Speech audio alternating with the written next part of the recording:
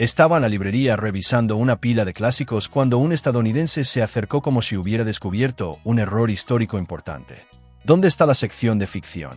Señalé el pasillo y lo dejé pasear entre Austen, Dickens y Orwell. Unos minutos después, regresó con una expresión como si hubiera mordido un limón. Así que, esto no es inglés. Miré la portada de Orgullo y Prejuicio y luego a él. Sí, lo es. Insistió. No, es británico. Como otro idioma. Mira aquí, color, fabric, theatre. Se le añaden letras extra. Eso no es inglés, es británico. Le expliqué la diferencia ortográfica. Le dije que el inglés se originó allí, que la variante estadounidense simplificó algunas palabras, que lorry y true, flat y apartment son solo elecciones de vocabulario. Se cruzó de brazos. Si quieres vender a turistas, deberías traducirlo al inglés normal. Intentó probar su tesis abriéndolo al azar. Leyó lift y dijo: eso no existe. El correcto es elevator. Encontró mam y lo declaró un error de imprenta. Preguntó si había una edición en inglés corregido de Sherlock Holmes. Dijo que la versión inglesa de Conan Doyle era la original. ¿Pero qué hay de la versión estadounidense? La correcta. Quise explicarle por 30ª vez que correcto e incorrecto no se aplican a las variaciones legítimas de una lengua viva, pero ya estaba ofendido. Por eso nadie te entiende. Deberías tener una sección aparte, inglés y británico. Sonreí, respiré hondo y se lo mostré. Harry Potter, edición británica y edición estadounidense, una al lado de la otra. La hojeó, vio, defensa, en una y defensa, en la otra, y cantó victoria. ¿Ves? 2 idiomas. Se fue convencido de haber descubierto una conspiración editorial europea para confundir a los estadounidenses, y yo allí estaba, Austen en mano, recordando que, después de todo, la ficción no siempre se queda en las estanterías. Trabajé durante años en una librería que vendía mapas y globos terráqueos. Un día, entró una pareja de mediana edad. Ella quería un globo terráqueo bonito para la sala. Él quería algo más patriótico. Le enseñé un globo terráqueo clásico, iluminado por dentro, con océanos azul oscuro y delicados relieves. El hombre lo giró, detuvo el dedo en Estados Unidos, frunció el ceño y preguntó: ¿tienen un globo terráqueo solo para Estados Unidos? Pensé que bromeaba. No era así. Le expliqué que globo terráqueo significa una maqueta de la Tierra, por definición, de todo el planeta. Replicó: pero no necesito ver todos esos países. Es contaminación visual. Quiero ver los estados, las carreteras, las capitales, solo lo que importa. Le enseñé mapas murales de Estados Unidos, atlas detallados, incluso un globo terráqueo político con una fuente grande para Norteamérica. Nada. No, quiero un globo terráqueo de Estados Unidos. Redondo. Si haces uno de todo el mundo, puedes hacer uno de Estados Unidos. No es complicado. Intenté argumentar. Si se trata de un solo país, técnicamente sería un modelo esférico de ese territorio, pero no un globo terráqueo en el sentido geográfico. Semántica, dijo con impaciencia. Pagaré más. Quiero algo que gire y muestre solo Estados Unidos. Su esposa, ya avergonzada, murmuró que un mapa bastaría. Él no cedió. El problema con ustedes, los europeos, es esa obsesión por incluir al resto del mundo en las cosas. En ese momento, le ofrecí un globo terráqueo político con un amplio zoom sobre Norteamérica. Lo giró, vio México y Canadá, y se ofendió. Todavía hay países pegados. Lo quiero sin ninguno pegado. Se marcharon enojados, acusándonos de antiamericanismo cartográfico. Me quedé mirando el estante, recordando que un globo terráqueo sirve precisamente para recordarnos lo que existe más allá de nuestro propio patio trasero, y que para algunas personas, nada más allá de su patio trasero debería existir. Mi tía abuela siempre juraba que Alaska y Hawái estaban justo al lado de California. Pensé que era solo una forma tierna de decirlo, hasta el día que llevé un globo terráqueo a una reunión familiar. Lo puse sobre la mesa, lo giré y mostraba Hawái en medio del Pacífico, Alaska allá arriba, junto a Canadá, tocando el Ártico. Se rió. ¡Qué globo terráqueo tan raro! En mi escuela, estaban justo aquí, y señaló con convicción 2 cuadrados imaginarios debajo de California. Le expliqué que en muchos mapas estadounidenses, para ahorrar espacio y que todo quepa en una sola hoja, los diseñadores mueven Alaska y Hawái a casillas de esquina con una etiqueta. Ah, entonces los movieron para que estuvieran más organizados. No, tía, es solo una convención gráfica. En realidad, Hawái está aislado en el Pacífico, Alaska está justo al lado de Canadá y justo al lado de Rusia. Entrecerró los ojos. Esta charla sobre la realidad. El mapa es lo que cuenta, por supuesto.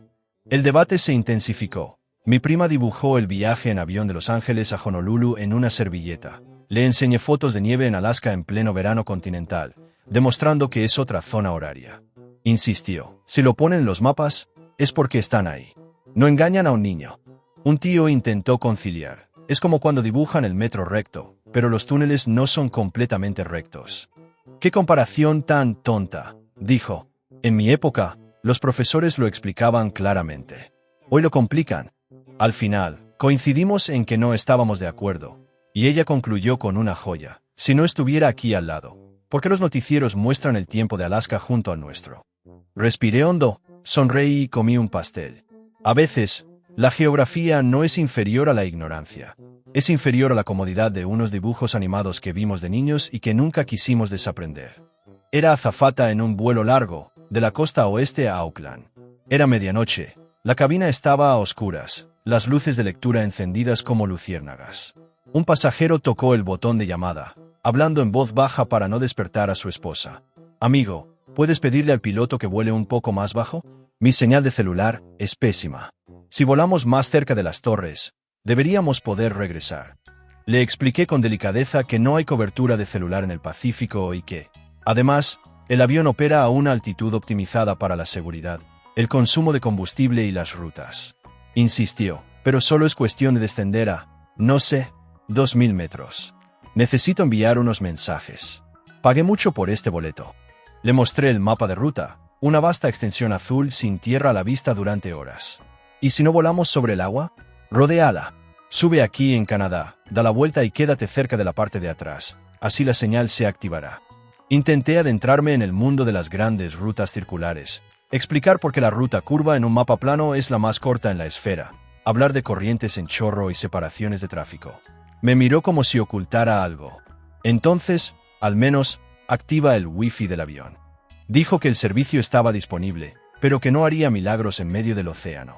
Frunció el ceño. Trabajo contigo. Sé cómo funcionan las olas. Solo ajusta la frecuencia. Pidió hablar con el piloto. Transmití el mensaje con todo el respeto debido a quienes necesitan creer que la física se adapta a su urgencia. El capitán respondió por el intercomunicador. Altitud de crucero mantenida. Ligeras turbulencias por delante. Sin torres de telefonía móvil en el Pacífico desde siempre. El pasajero suspiró. Se puso los auriculares y, antes de quedarse dormido, concluyó. De regreso, elegiré una compañía con mayor compromiso con la conectividad. Y cerró los ojos, convencido de que lo único que se interponía entre él y la señal era nuestra mala voluntad. En la Gran Muralla China, un grupo se detuvo junto a nuestro guía, un caballero paciente que lo había oído todo. El estadounidense de la gorra patriótica levantó el brazo con convicción. ¿Puedo preguntar? Construyeron esto para mantener alejados a los mexicanos, ¿verdad? El silencio que siguió fue un himno. El guía parpadeó 2 veces, tal vez organizando, en milisegundos, un curso intensivo de historia universal. Señor, la muralla comenzó a construirse hace más de 2000 años para defenderse de las invasiones de pueblos del norte, como los Xiongnu, más tarde, los mongoles. México está al otro lado del planeta, y ni siquiera existía como país. El hombre negó con la cabeza con recelo. Vale, pero hoy, ¿para qué sirve? ¿Para detener la inmigración? No. El guía sonrió con una resignación casi zen. Hoy es un sitio histórico y turístico. Nadie usa la muralla para controlar fronteras. El estadounidense miró las montañas, los ladrillos antiguos, las torres, y pareció decepcionado. Así que construyeron todo esto, para nada. Su esposa, tratando de salvar las apariencias, preguntó si había al menos un teleférico que llevara directamente a la parte famosa de las películas y un Starbucks en la cima. El guía le señaló el sendero, explicó los tramos restaurados y los más rústicos, y habló de siglos de trabajo humano, piedra a piedra. El hombre se encogió de hombros. Si esto fuera en Estados Unidos, lo habríamos hecho como es debido. Recto, con puertas, torniquetes, eficientemente. Al final de la visita, mientras el viento ondeaba las banderas rojas y el muro desaparecía en el horizonte, pensé que el propósito de ciertas construcciones no es estorbar a nadie, sino recordarnos que hay un mundo antes, durante y después de nosotros. Pero hay quienes solo reconocen las fronteras y encajan en su propia metáfora. En este caso, la metáfora no encajaba, y, para él, el muro construido por los imperios se convirtió simplemente en un muro que olvidaron usar. Estaba en recepción en París cuando llegó una familia estadounidense, cansada del vuelo. El padre parecía particularmente tenso, y enseguida comprendí por qué. «Tenemos una seria preocupación», dijo. «El agua de aquí no es potable». Respondí con calma. Le expliqué que el agua de París se considera una de las más limpias y seguras del mundo. Negó con la cabeza y respondió: «No, no es eso. En Estados Unidos, nuestra agua está fortificada. Está llena de vitaminas y minerales esenciales. Aquí, está vacía, sin nutrientes. Eso no es bueno para los niños». Respiré hondo e intenté explicarle que el agua es agua, que los nutrientes provienen de los alimentos, que no existe el agua suplementada, por norma general. No estaba convencido. Si pago un hotel de lujo, espero poder pedir agua estadounidense. Deberían importarla.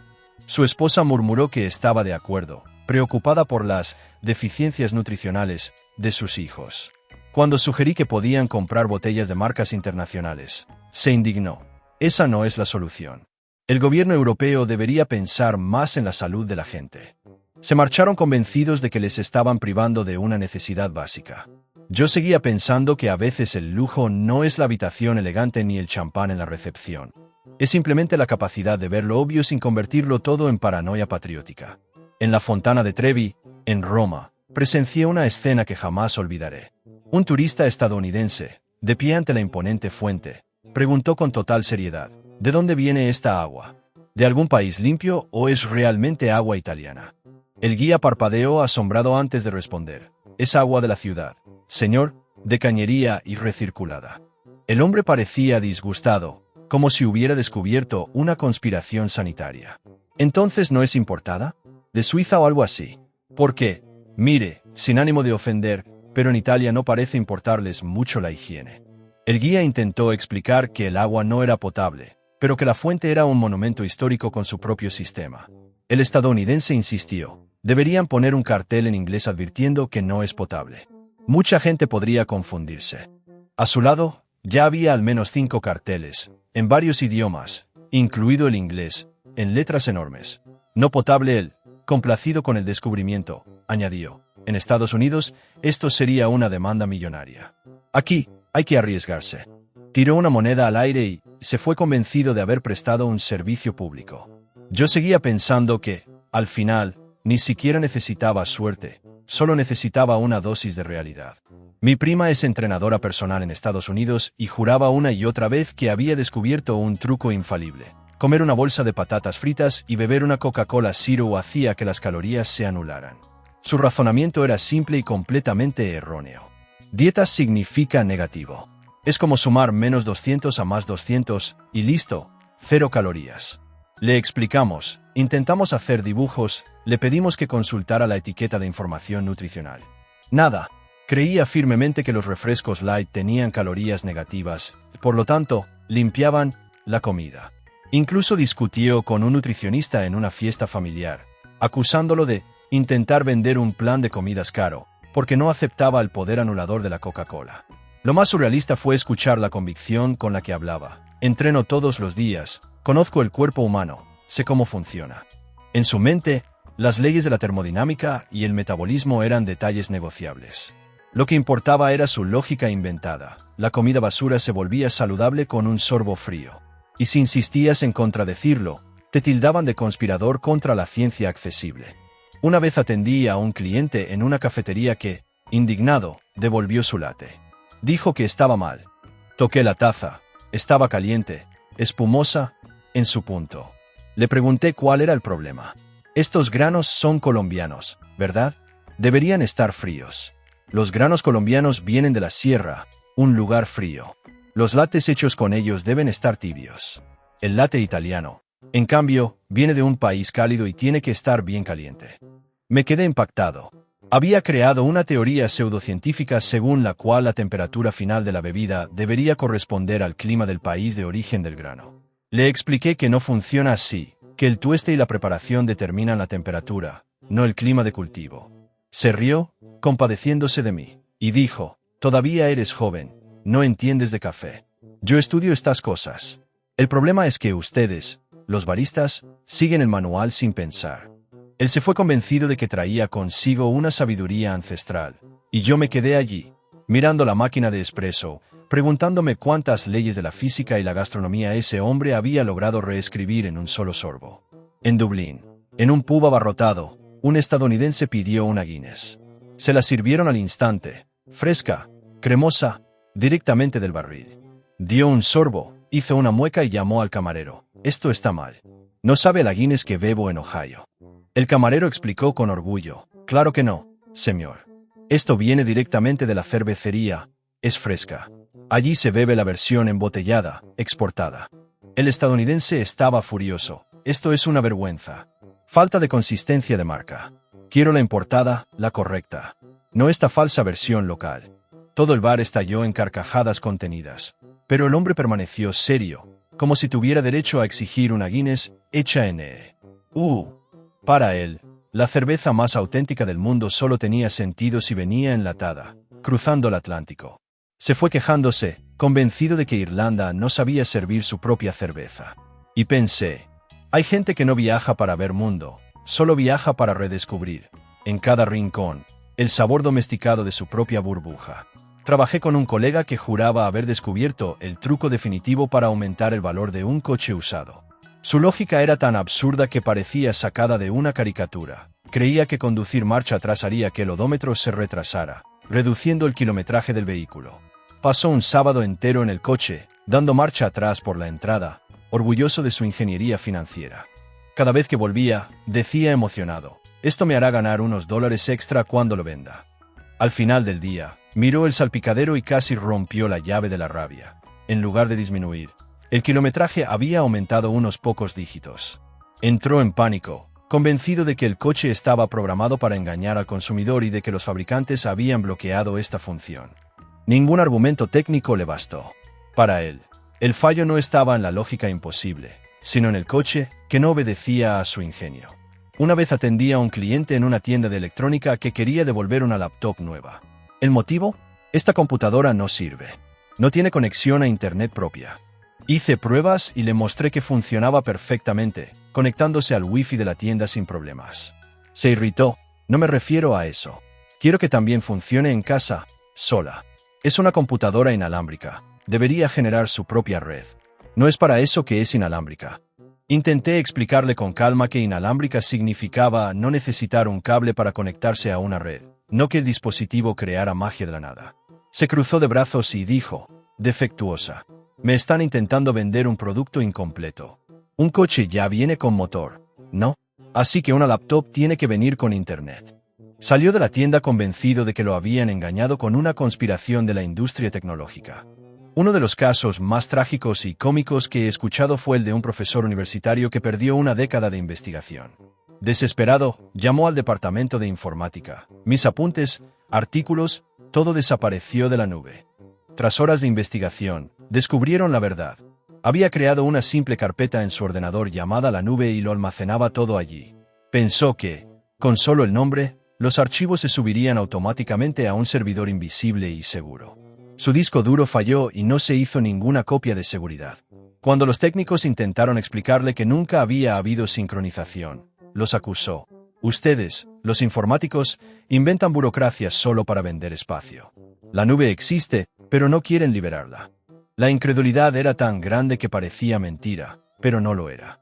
10 años de investigación se evaporaron, irónicamente, en la nube que solo existía en su imaginación. Trabajaba en soporte técnico y recibí una llamada de una mujer indignada porque la señal wifi de su casa no llegaba al cobertizo del patio trasero. Le expliqué que la distancia era demasiado grande para un router estándar. Le restó importancia.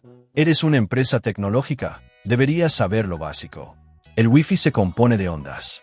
Vivo cerca del océano. Las olas del mar deberían llevar las ondas wifi al cobertizo. Es solo una mezcla, es física simple. Me quedé sin palabras. Añadió, si no activan esta función, me cambiaré de operador. Apuesto a que sus competidores ya ofrecen planes con integración marítima. Su convicción era tan firme que casi parecía un sketch cómico. En la universidad, un joven activista ambiental subió al escenario durante un debate con un discurso apasionado sobre el poder de los árboles. Creía firmemente que el viento se producía al balancearse las ramas. Plantar árboles no solo es bueno para el oxígeno. Es nuestra oportunidad de crear más viento para enfriar el planeta. Su movimiento genera la brisa que sentimos. El profesor intentó explicar sobre las masas de aire, la presión atmosférica y la circulación global. El joven replicó: «No, esa es solo una teoría complicada que inventaron. La siento, cuando la rama se mueve, viene el viento. Cuando no se mueve, el aire se detiene». Está claro. El público estaba dividido entre la risa y la preocupación. Para él, la solución a la crisis climática no era reducir las emisiones, sino plantar bosques para abanicar el planeta como un ventilador natural gigante. Estaba guiando a un grupo de estadounidenses por el Coliseo de Roma cuando uno de ellos se detuvo, se puso las manos en las caderas y soltó. ¿Saben cuál es el problema? Es la falta de mantenimiento. Todo se está cayendo a pedazos porque a nadie le importa cuidarlo. En Estados Unidos, si un estadio empieza a agrietarse, lo lavamos a presión y lo arreglamos. Señaló los agujeros, las piedras que faltaban, como si fueran fugas maltratadas en un edificio moderno. Le expliqué que la estructura tenía casi 2000 años, habiendo sobrevivido a terremotos, saqueos, guerras, hasta que se convirtió en una cantera para la construcción de la ciudad. Pero insistió: «Este lugar está sucio. Si usaran una buena hidrolavadora, quedaría como nuevo». No tenía sentido hablar de historia, arqueología ni preservación. Para él, todo era pura pereza italiana por mantener el patrimonio funcionando para los turistas. En Pompeya, presencié una escena que parecía una broma, pero era real. Un turista estadounidense observaba los famosos moldes de yeso de las víctimas de la erupción del Vesubio. Los observó durante unos minutos antes de comentarle a su esposa: «Es impresionante lo bien que posaron para estas esculturas. Debieron saber que iban a morir y decidieron grabarlo». La guía casi se atraganta. Intentó explicar que no eran estatuas, sino los espacios que habían dejado los cuerpos al endurecerse la lava y la ceniza, que luego se rellenaron con yeso. El hombre negó con la cabeza, incrédulo. «¿Me estás diciendo que esto es real?» «No, imposible. Son estatuas. Se colocaron así». Su esposa añadió: «Mira las expresiones, parece casi ensayado». Era como si la tragedia de miles de personas se hubiera convertido para ellos en una especie de teatro congelado en el tiempo. Durante una clase de historia, un chico estadounidense levantó la mano y empezó a desafiar al profesor. Para él, las pirámides egipcias no eran tumbas de faraones, sino silos de grano construidos por los romanos. El profesor, con paciencia, intentó explicarle que las pirámides se construyeron unos 2500 años antes de que Roma existiera. El estudiante se cruzó de brazos y replicó: «Eso es teoría de la conspiración. ¿Quién más habría sido capaz de construir algo así sino los romanos? Eran ingenieros increíbles. Las tumbas son una excusa para ocultar la verdad». El profesor mencionó jeroglíficos, cámaras funerarias, momias y toda la arqueología que prueba la función de las pirámides. Pero el joven no cedió. No, eso era propaganda. Era un almacén de trigo. Roma lo dominaba todo. Para él, toda la civilización egipcia cabía en una nota al pie del Imperio Romano. En otra ocasión, escuché a un estudiante estadounidense argumentar con vehemencia que la Revolución estadounidense había sido un error estratégico de Inglaterra. Según él, si el Reino Unido no hubiera permitido la secesión de los colonos, hoy todos formarían parte de Estados Unidos. Imagínense, tendrían acceso al dólar, a nuestro poder económico, y serían mucho más ricos. Fue una estupidez dejarnos ir. La sala se quedó en silencio. El profesor, incrédulo, hablaba como si Inglaterra hubiera perdido la oportunidad de unirse al club estadounidense, ignorando por completo que, en aquel momento, eran los colonos quienes querían la secesión y que el Imperio Británico ya era la mayor potencia del planeta. Pero para ese joven, solo había un camino. Estar con Estados Unidos siempre era una mejora garantizada. En Pompeya, de nuevo, otro turista estadounidense se acercó al guía y preguntó con total seriedad: «Esta gente murió porque el volcán explotó, ¿verdad? Entonces, ¿por qué no demandaron al gobierno? ¿No había una agencia de seguridad para evitarlo? En Estados Unidos, alguien habría pagado». El guía respiró hondo, intentando no reír, y explicó que la tragedia ocurrió en el año 79 después de Cristo, cuando no existía gobierno, en el sentido moderno, y mucho menos sistemas de defensa civil. Pero insistió: «Siempre hay un responsable. Esto es negligencia. No se puede dejar que miles mueran sin compensación». El razonamiento legal del hombre fue aplicar el Código Civil estadounidense de 2023 a un desastre natural de hace casi 2000 años. Para él, todo en el mundo se podía resolver con una demanda y un cheque de compensación. En clase de astronomía, un estudiante estadounidense levantó la mano con convicción. El profesor acababa de explicar los ciclos lunares cuando lo interrumpió. Miren, eso es solo una invención. El Sol y la Luna son el mismo objeto. De día, vemos el lado ardiente, y de noche, el lado quemado y negro. La clase rió, pensando que era una broma, pero él continuó con seriedad. Siguen girando, como una moneda. Por eso nunca aparecen juntos. El profesor intentó explicar que el Sol y la Luna suelen verse en el mismo cielo, que son cuerpos distintos, con sus propios tamaños, composiciones y órbitas. El estudiante se cruzó de brazos desafiante. Se equivocan, solo lo creen porque lo dicen los libros. Pero todo es un truco de las agencias espaciales. Para él, el universo entero cabría en la rotación de una galleta, con un lado iluminado y el otro apagado.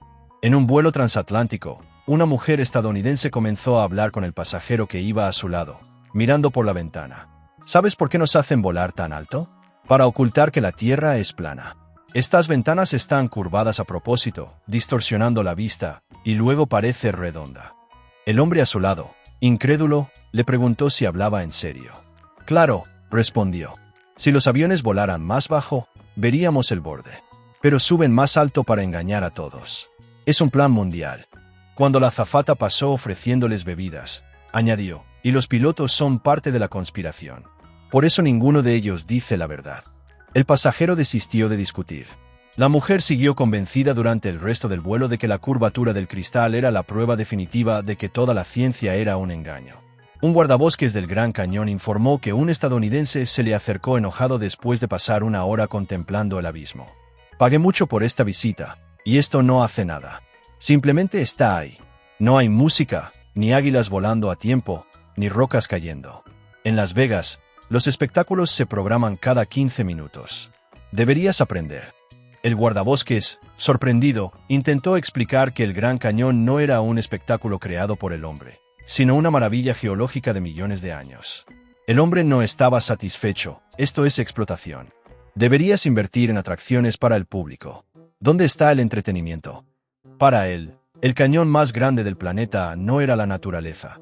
Era un escenario que debía seguir un guión y efectos especiales. En un parque del norte de Canadá, una pareja estadounidense llegó a recepción exigiendo información práctica.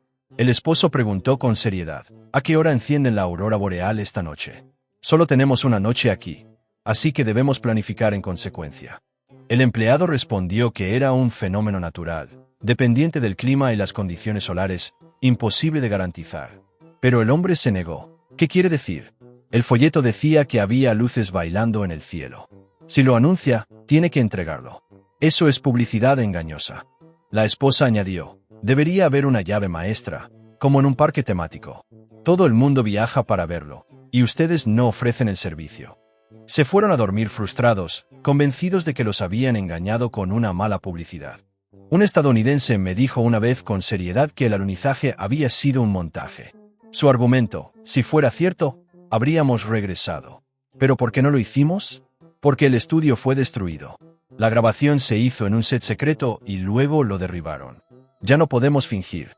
Cuando alguien replicó hablando de las rocas lunares, la transmisión en vivo al mundo, la evidencia física irrefutable, se encogió de hombros. Evidencia inventada. Es pura Hollywood. Hoy en día ni siquiera necesitarían ir allí. Simplemente podrían usar una computadora. Para él, el logro espacial más documentado de la humanidad no era más que una película perdida, imposible de rehacer. El universo entero, reducido a un set desmantelado. En Tokio, en la casa de cambio, un turista estadounidense estaba causando revuelo. Había cambiado $100 por yenes al llegar. Días después, regresó exigiendo la devolución de los mismos $100, alegando que solo había gastado un poco. Cuando el empleado le explicó que había un cargo por servicio y que el tipo de cambio fluctuaba, golpeó la mesa. $1 es $1 en cualquier parte del mundo. Me está estafando. El empleado intentó mostrarle el tipo de cambio, pero el hombre se enfureció aún más. Esto es un fraude internacional. El gobierno estadounidense debería intervenir. ¿Cómo puede la moneda más fuerte del planeta cambiar de valor solo porque yo crucé el océano? Se fue indignado, jurando no volver a viajar a países que no respetan el dólar. En un supermercado, un hombre en la caja intentó pagar con un billete de lotería sin abrir ni raspar. Dijo que era prácticamente efectivo, ya que podría valer $50,000. La cajera le explicó que no podía aceptarlo, pero él insistió: «Usted no entiende de economía. Esto es un activo con valor futuro. Me da el cambio y, si tiene suerte, incluso obtendrá una ganancia». El gerente tuvo que intervenir, explicando que un billete de lotería no era moneda. El hombre salió furioso, acusando a la tienda de falta de visión para los negocios. En una tienda de decoración, una clienta devolvió una vela usada, reducida a un simple plato de cera. Dijo con convicción: «Defecto de fabricación». Se encendió y luego se apagó hasta desaparecer. Se suponía que el producto duraría para siempre. Esto es obsolescencia programada.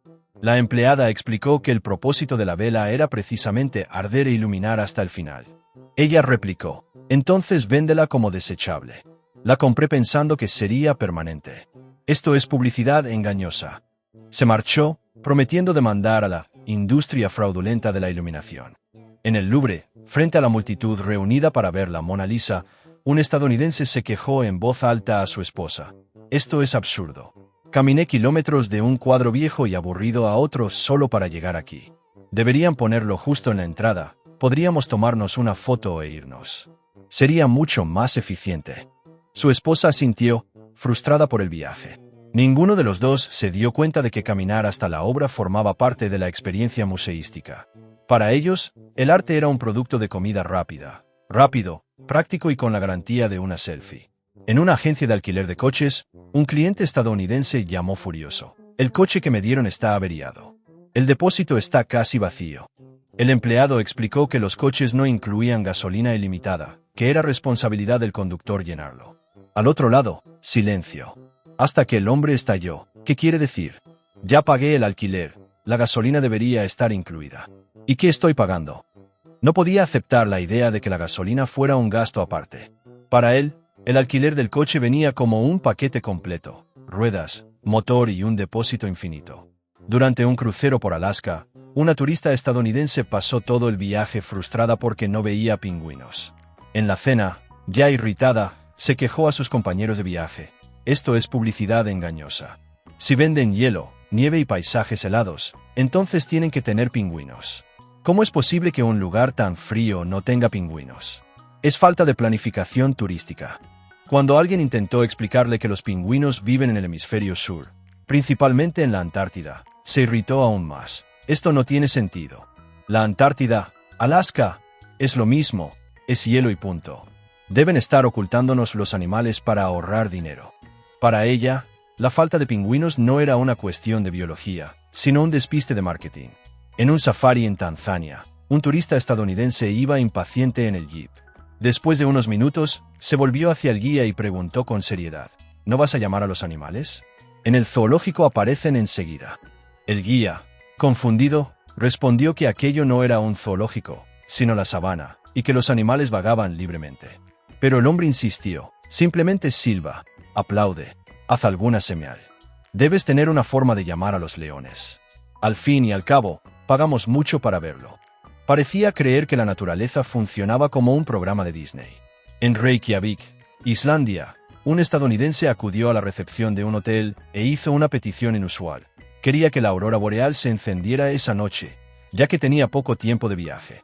El recepcionista le explicó pacientemente que se trataba de un fenómeno natural, dependiente de las condiciones solares y atmosféricas, y que no se podía controlar. El turista, impaciente, respondió: «Eso es mala gestión. En Estados Unidos, un resort ya habría solucionado esto con tecnología. Deberían invertir en un interruptor o alguna otra máquina para garantizar el espectáculo. Es una falta de respeto a los visitantes». En un parque nacional estadounidense, un turista de su país discutía con un guardabosques porque no había visto ningún oso. Señalando el cartel de «no alimentar a los osos», se quejó: «¿Y cómo van a venir si no les dejas comida? Claro que no. Obviamente necesitan cebo. Este parque está mal gestionado». El guardabosques intentó explicarle que alimentar a los animales salvajes es peligroso y está prohibido, pero el hombre se marchó indignado, convencido de que los osos no estaban allí porque el personal era perezoso. En un café parisino, una mujer estadounidense pidió un café con leche. El camarero se lo trajo como siempre, pero ella frunció el ceño y gritó: «Pedí leche normal. Esta es leche francesa. Quiero leche de vaca estadounidense. Sabe diferente». El camarero, incrédulo, intentó explicarle que la leche era fresca y de alta calidad. Pero ella insistió: «No es lo mismo. Las vacas estadounidenses tienen vitaminas diferentes.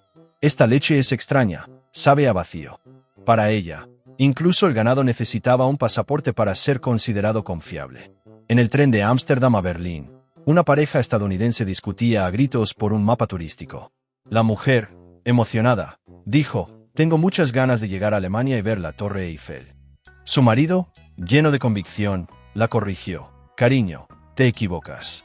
La Torre Eiffel no está en Alemania, está en Italia, en Roma. La vi en un documental».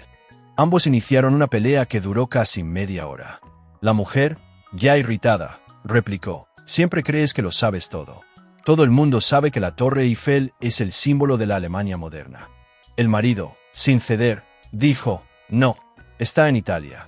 La construyeron para los Juegos Olímpicos, estoy seguro». Al percibir que la discusión se estaba poniendo incómoda, un pasajero local intervino y explicó con calma que la Torre Eiffel está en París, Francia. El silencio de la pareja duró unos segundos, hasta que la mujer replicó: «Bueno, es toda Europa, prácticamente lo mismo». El marido asintió, terminando el debate con una frase aún más absurda: «Deberían organizar mejor estas atracciones, es confuso para los turistas». En el Vaticano, un turista estadounidense se acercó a uno de los guardias suizos y preguntó, con naturalidad: «¿A qué hora llega el rey? ¿Y la princesa también vive aquí?». El guardia, entrenado para mantener la compostura, simplemente respondió que allí no había ni rey ni princesa, solo el papa. El hombre frunció el ceño, sin comprender. ¿Entonces el papa es como el director general de la iglesia? ¿Y la princesa, qué lugar ocupa en el organigrama? Su esposa, que estaba cerca, reforzó la pregunta: «Queríamos tomarnos una foto con la princesa, porque todos los palacios europeos tienen una». Cuando el guardia explicó que no había princesas en el Vaticano, se marcharon frustrados, quejándose: «Este lugar debería ser más turístico. Han perdido una gran oportunidad de marketing». En los acantilados de Moher, en Irlanda, una mujer estadounidense se quejaba a gritos de la densa niebla que cubría el paisaje. Tras unos minutos, se acercó a un empleado del parque y le dijo: «Debería apagar esa máquina de humo. Está arruinando las fotos». El empleado intentó explicarle que no era humo, sino un fenómeno natural causado por la humedad y el viento del Atlántico. La mujer, irritada, respondió: «No me ponga excusas. He estado en Disney y sé muy bien cómo hacen estos efectos con máquinas de vapor. Pero aquí se han pasado, no veo nada. Exijo que me devuelvan el dinero». Para ella, el majestuoso espectáculo de la naturaleza no era más que un fallo técnico. En un vuelo a Nueva Zelanda, un pasajero estadounidense llamó a la azafata con una petición inusual: «Quiero que el piloto evite sobrevolar el océano. No me siento seguro sobrevolando tanta agua». La azafata, intentando mantener la calma, explicó que no había forma de llegar a Nueva Zelanda sin cruzar el Pacífico. El hombre insistió: «Pero se puede dar la vuelta por tierra, ¿verdad? Por Estados Unidos, luego Asia. Tiene que haber una manera». Cuando ella le explicó que eso llevaría días y era inviable, él respondió: «Entonces es un problema de planificación de la aerolínea. Pagué mucho, quiero una ruta segura». Pasó el resto del vuelo quejándose de que corría peligro porque nadie respeta a los pasajeros a los que no les gusta el océano. En un museo de fotografía de Berlín, un turista estadounidense intentó devolver una cámara reflex digital que había comprado horas antes en la tienda del museo. Se quejó de que el equipo estaba defectuoso porque todas las fotos salían negras. El empleado tomó la cámara, retiró la tapa del objetivo con calma y le mostró la nitidez de las imágenes. El turista se puso furioso. «¿Me estás diciendo que tengo que quitar esta tapa cada vez que quiero sacar una foto? Este es el producto peor hecho que he visto. Una buena cámara debería funcionar con el objetivo protegido. ¿Qué sentido tiene pagar tanto por algo que no piensa en el consumidor?». Exigió un reembolso inmediato, acusando a la industria fotográfica de engañar a los turistas. El empleado, ya impaciente, simplemente le devolvió el dinero, mientras el estadounidense salía del museo quejándose de que en Estados Unidos las cosas funcionan bien, no con estos trucos baratos. Tras escuchar tantas historias, es imposible no notar un patrón. Empacan sus maletas, cruzan océanos, visitan ciudades antiguas, Caminan entre monumentos que han resistido siglos de historia, pero sus mentes nunca dejan de pensar en Estados Unidos. Cada pregunta absurda, cada exigencia sin sentido, cada interpretación errónea demuestra que, para algunos, viajar no se trata de descubrir el mundo. Simplemente confirma sus propias ideas distorsionadas, como si el planeta entero fuera una rama mal administrada de Estados Unidos. Y aquí les dejo con la pregunta: ¿hay gente que viaja de verdad o que solo viaja en su propio planeta? Porque, al final, parece que para algunos, un pasaporte es solo un papel, no una puerta para conocer diferentes culturas, lógicas y realidades. Ahora quiero saber de ti. ¿Cuál de estas historias fue la más absurda, la más increíble de todas? Deja un comentario, porque seguro que también has presenciado algo parecido viajando. Y, por supuesto, si te gustó el vídeo, suscríbete al canal para no perderte las próximas historias surrealistas del turismo global.